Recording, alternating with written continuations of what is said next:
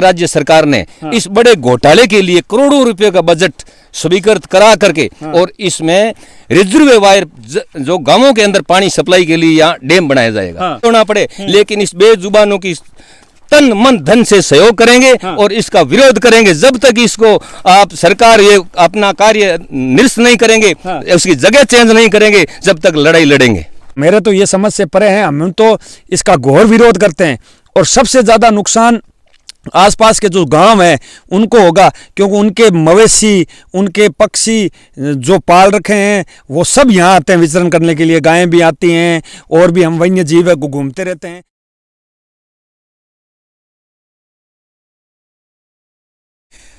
आज जकी जगह मैं खड़े हूं, बी जगह वाकई में अगर थे सोचोगा तो लाखों करोड़ों जीव जंतु है, बांगो और प्रजनन क्षेत्र है। कई प्रवासी पक्षी है जगह ई जगह आवे। पहली कमेंट तो आई है कि अगर थारो घर तोड़ दियो जावे या थारे घर तोड़ने की जगह आलीशान बंगलो बना दियो जावे और थाने 12 रहने पर मजबूर कर दियो जावे तो थे भी बंगलों राजी होगा या फिर कहीं होगा थे। राम राम नमस्कार, जय राजस्थान, जय राजस्थानी और मैं सुदेश राजस्थानी। हार्दिक स्वागत और हार्दिक अभिनंदन है। आज एक नई यात्रा पर निकले। हाँ, मेरा पुराना मित्र है मोखराम जी धारणिया, जीव रक्षक दल्लू, और कना है मंगीलाल जी पार्षद साहब।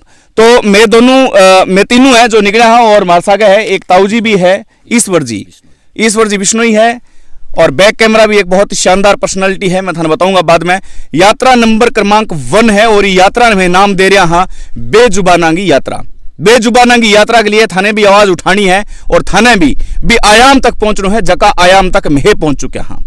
तो स्वागत है मोखराम जी, राम राम साहब। सबसे पहले तो आपको और आपके चैनल को बहुत बहुत बधाई, बहुत बहुत स्वागत जी। जो हमारी एक पुकार पर आप इस एरिया को बेजुबानों की आवाज सुनने के लिए मौके पर पधारे जी। मोखराम जी चलता चलता बात करांगा, सामने फोकस करियो जावे। हाँ, तो मोखराम जी वो जो को क्षेत्र है पूरो, यानी कि अभी थे पीछे जो को इंटांगो पूरो देख रहा होते सिस्टम है, करीबन मतलब मान सका कि पहला भी में करोड़ों रुपया घोटाला हो चुके हैं। करोड़ों रुपया वो पहले काम चला है झील बनाने के लिए। यहाँ इस क्षेत्र में 750 RD श्री कोलाई तहसील में आते हैं। 750 RD बानीपुरा के पास ये वन क्षेत्र है, नहर के पास बहुत लंबा चौड़ा, जिसमें वन्य जीवों के लिए और पशु पक्षियों के लिए बहुत बड़ी 60 झीलें यहाँ बनाई गई है। करोड़ों रुपए खर्च सरकार ने किया है तुरंत पहले। वो करोड़ों रुपए खर्च करके और वन विभाग ने आज से 1 साल पहले कंजर्वेशन रिजर्व घोषित करने के लिए इस एरिया को प्रस्ताव राज्य सरकार को भेजा गया था। ठीक है।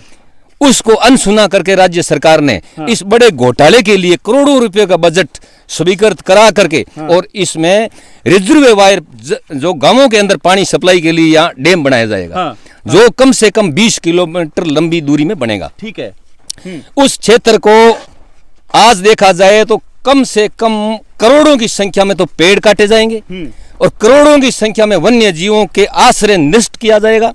करोड़ों प्रवासी पक्षी बाहर से आते हैं, लाखों करोड़ों प्रवासी पक्षी यहाँ आते हैं जो इस जल स्रोत के अंदर बैठे रहते हैं। यहाँ प्रजनन केंद्र है ये, उनका माध्यम एक यहाँ यात्रा में रुकावट करने के लिए, यहाँ विश्राम करने के विश्राम गृह टाइप का ये बना हुआ है।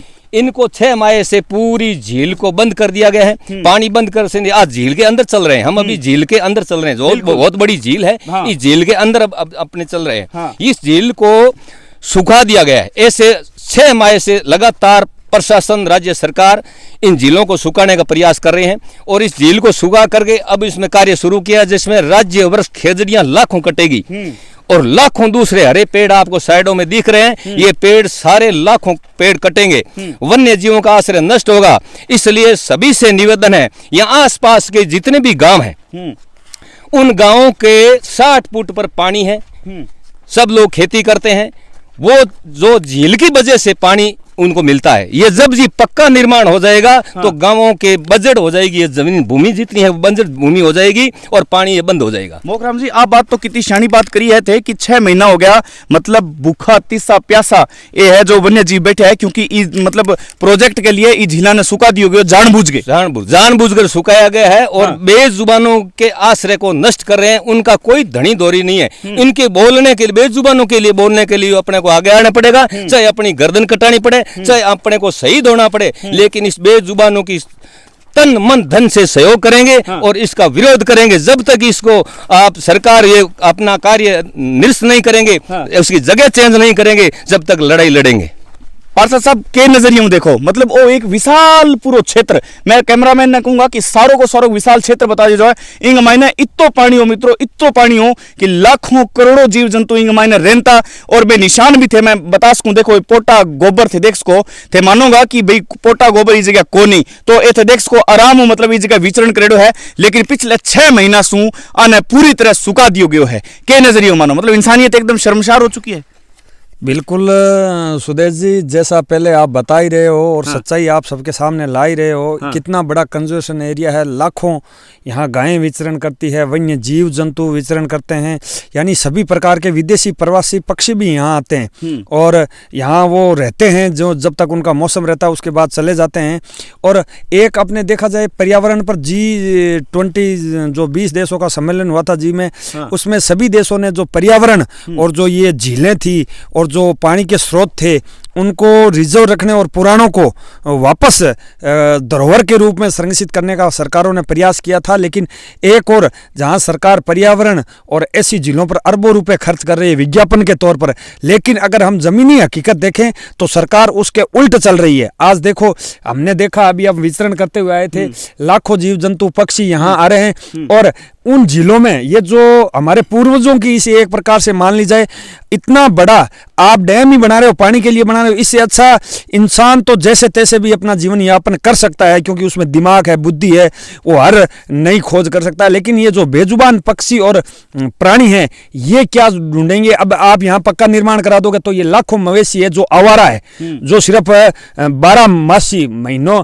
यहाँ जंगलों में घूमते रहते हैं, उनका रखवाला कौन होगा? तो मेरे तो ये समझ से परे हैं, हम तो इसका घोर विरोध करते हैं।